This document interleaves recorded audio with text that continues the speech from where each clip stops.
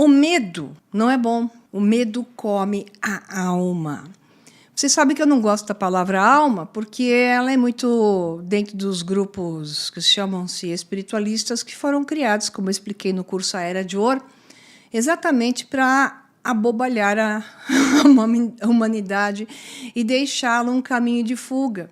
Não há um caminho de fuga, e o reino espiritual é este. Qualquer um aonde a mente se projeta é um reino espiritual. Então, nós precisamos recuperar a alma. E para recuperar a alma, você tem que recuperar a mente. E a recuperar a mente significa recuperar memórias. E ao recuperar memórias, significa trazer de volta a persona, o si mesmo, para ser capaz de experienciar uma realidade com pleno poder. Então, esse é o lema, é a temática principal da minha escola pitagórica. Tem agora aqui uma tetráctis, que está aqui embaixo, né? Que é a simbologia. Então, sempre utilizei um método que se chama método de integração, porque se integra todas as áreas do conhecimento. Todo conhecimento perdido, eu lido com todas as áreas do conhecimento, porque é o que me interessa, é o que me expressa, não posso estar limitada, não quero algo repetitivo, eu quero sempre algo novo e superior. É por isso que a tetráctis, que então representa 10 pontos, que foi criada por Pitágoras, que tem vários significados, inclusive a representação da divindade na realidade, porque 10 era o número de Deus. Esse Deus pitagórico, que não é uma personificação, e sim uma visão de uma manifestação de uma mente superior em um espaço inferior fragmentado. Portanto, cada um desses pontos é um espaço inferior fragmentado, só que conectado. Então, essa mente maior é aquela que contém todos os níveis de informação, mas necessita o espaço inferior, que é a projeção no espaço-tempo, para se experienciar na singularidade do si mesmo. Por que eu estou falando isso de novo? Porque todo o objetivo dessas últimas aulas é mostrar como estão tirando de cada um de nós a capacidade de atingir exatamente esse estado.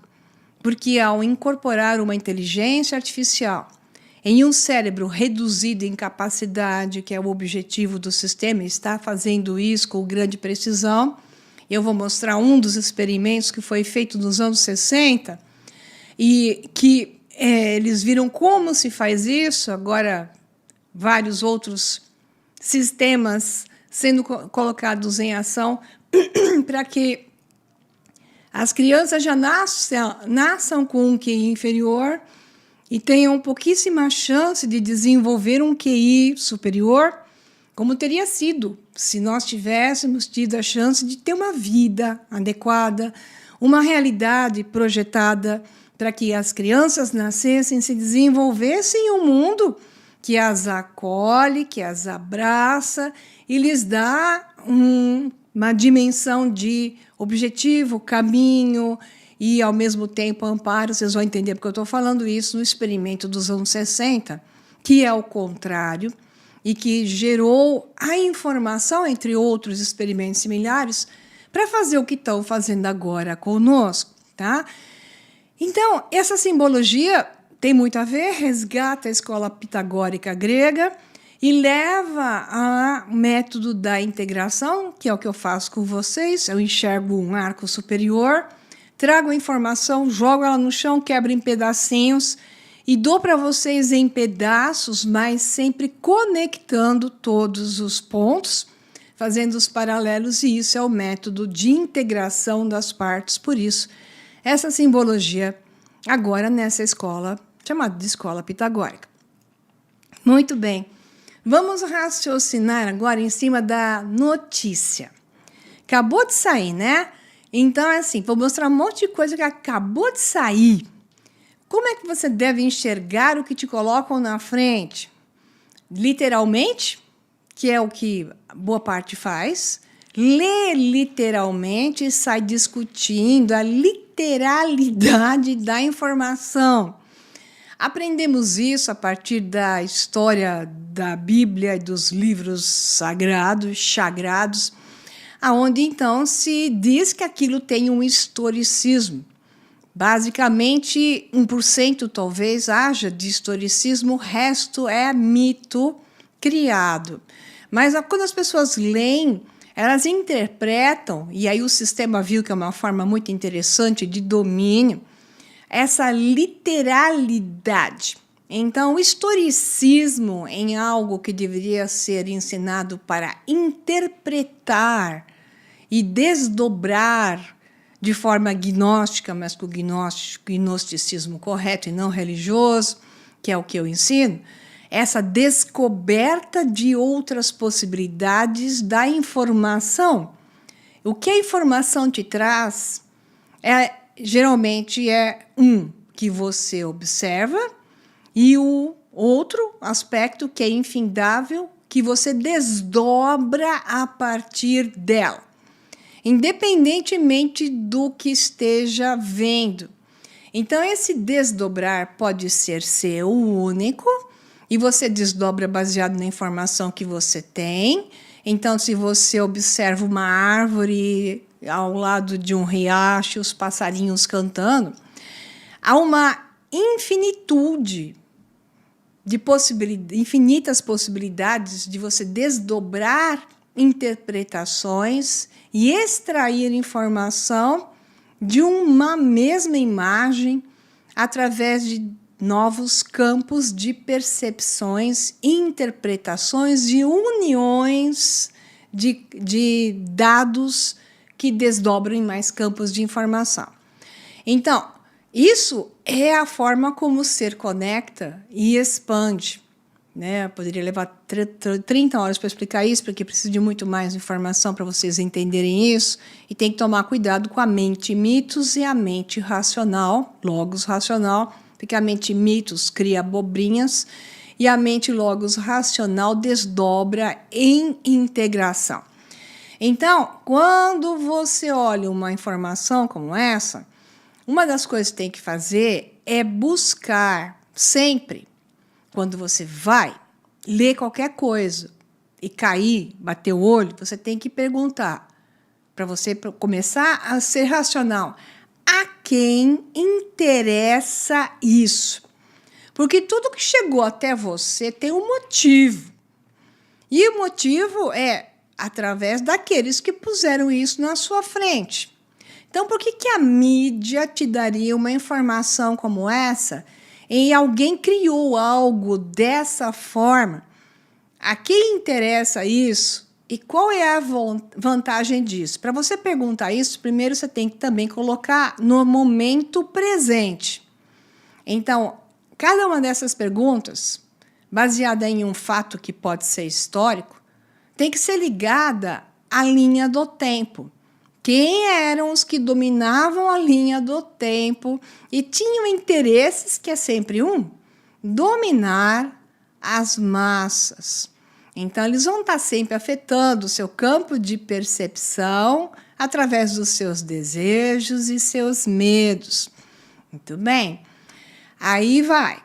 A Super Interessante publicou, 22 de outubro de 2024, às 19 horas, porque Elon Musk está sendo processado pelos produtores de Blade Runner 2049, o filme lá do Harrison Ford e o Ryan Gosling, né? Que é um filme bastante significativo, que daria até uma boa resenha. Então, eles colocam como 2049, quando os simbiontes, então, seres humanos transformados em seres mais mecânicos do que humanos, mas numa síntese onde representa extremamente o lado biológico. Teve uma guerra para variar, e então sobraram alguns, outros foram caçados, é aquela história. E então ele utilizou essa imagem, Elon Musk aqui, há 2 semanas. A Tesla anunciou o Cybercab, um táxi.